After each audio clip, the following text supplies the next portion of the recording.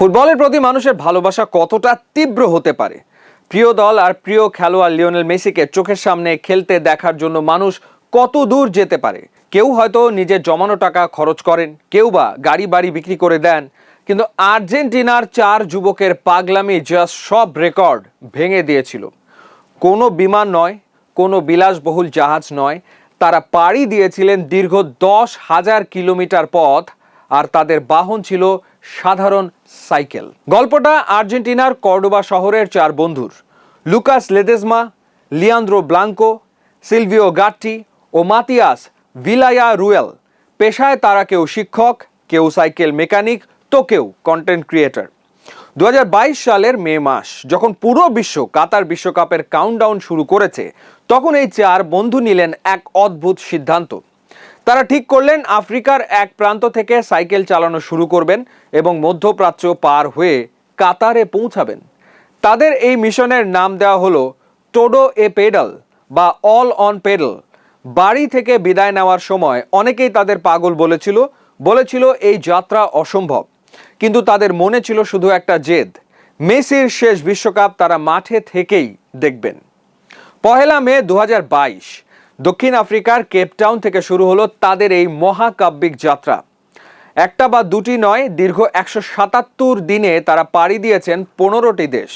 Namibia, Botswana, Zambia, Malawi, Tanzania, Kenya হয়ে একে একে তারা পার হন পুরো আফ্রিকা মহাদেশ। এই যাত্রা মোটেও সহজ ছিল না। আফ্রিকার বন্য জঙ্গলের পাশ দিয়ে যাওয়ার সময় হাতি বা বন্য পশুর আক্রমণ থেকে বাঁচতে হয়েছে। কখনো কখনো 50 ডিগ্রি সেলসিয়াস গরমে মরুভূমির বুকে সাইকেল চালাতে হয়েছে, যেখানে মাইলের পর মাইল কোনো খাবার বা পানির উৎস ছিল না। রাতের পর রাত তারা কাটিয়েছেন রাস্তার পাশে ছোট তাঁবু খাটিয়ে।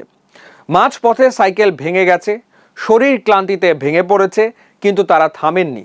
প্রতিদিন গড়ে তারা 70 থেকে 80 কিলোমিটার সাইকেল চালিয়েছেন।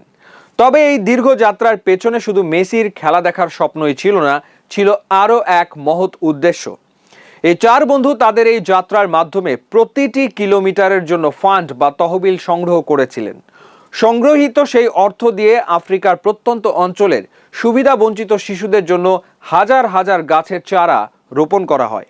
প্রতিটি দেশে যাওয়ার পর তারা স্থানীয়দের সাথে মিশে যেতেন।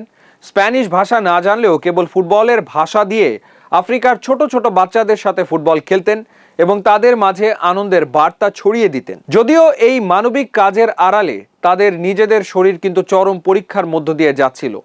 টানা 6 মাস সাইকেল চালানোর কারণে তাদের পায়ের পেশি মারাত্মকভাবে ক্ষতিগ্রস্ত হয়েছিল। প্রত্যেকে গড়ে 10 থেকে 12 কেজি ওজন হারিয়েছিলেন এবং আফ্রিকার তীব্র গরমে ডিহাইড্রেশনের শিকার হয়েছিলেন। কিন্তু যখনই তারা ক্লান্ত হয়ে পড়তেন, তখনই পকেট থেকে মেসির ছবি বের করে দেখতেন আর একে অপরকে বলতেন, আর মাত্র কয়েকটা দিন, আমাদের পৌঁছাতেই হবে। আফ্রিকা পার হয়ে তারা পৌঁছান মিশরে। সেখান থেকে জর্ডান এবং সৌদি আরবের বিশাল মরুভূমি পাড়ি দিয়ে বিশ্বকাপের ঠিক 1 সপ্তাহ আগে তারা অবশেষে পৌঁছান কাতারের রাজধানী দোহায়। দীর্ঘ 177 দিন, প্রায় 10,000 কিলোমিটার পথ এবং কোটি কোটি প্যাডেল চাপার পর যখন তারা দোহার মাটিতে পা রাখেন, তখন তাদের চোখে ছিল আনন্দশ্রু। তাদের এই অবিশ্বাস্য ত্যাগের খবর ততক্ষণে পৌঁছে গেছে বিশ্ব মিডিয়ায়।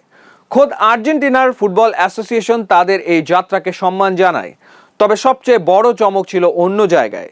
তাদের এই পাগলামি দেখে কাতার বিশ্বকাপের আয়োজকরা অভিভূত হয়ে যান এবং এই 4 বন্ধুকে বিনামূল্যে বিশ্বকাপের ম্যাচের টিকিট উপহার দেওয়া হয়। শেষ পর্যন্ত এই